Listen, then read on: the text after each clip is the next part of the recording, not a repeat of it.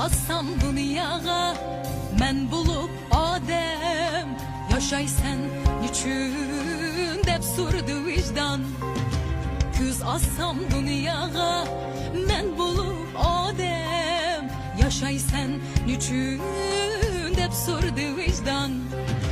Çoğ buldum yaşadım, eli yaşıkça, hayatın yolunda da aşkça. Tapmadım cevapni bulgaç bek nadan, tapmadım cevapni bulgaç bek nadan.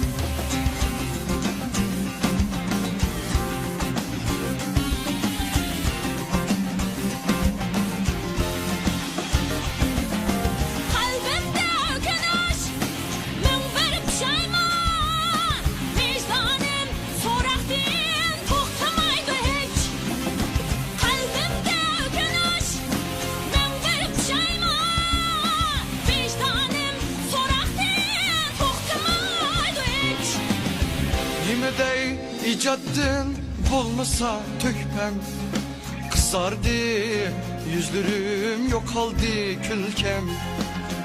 Yürügüm cevapsız turattı teptiç, yürügüm cevapsız turattı teptiç.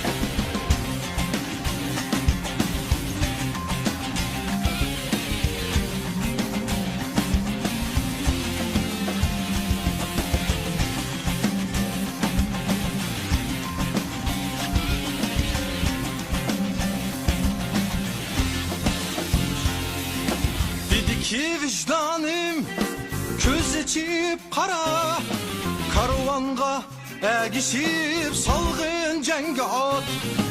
Dedi ki vicdanım köz içip kara, karvanga egişip salgın cenge at. Gaflettim uygunup, kalbimni ruslap, intildim güreşken ömzünü buylap. Sezdim ben üzemni şu çağdı perhat, sezdim ben üzemni şu çağdı perhat.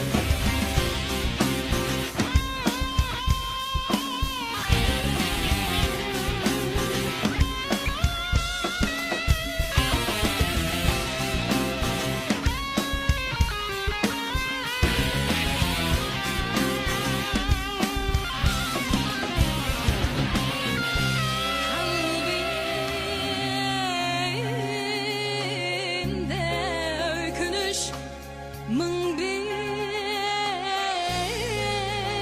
upşayman, vicdanım, vicdanım soraktı, toxtamaydı. Yaşay sen niçin, dert sorusu vicdan. Elbette şiirin dert cevap vermem.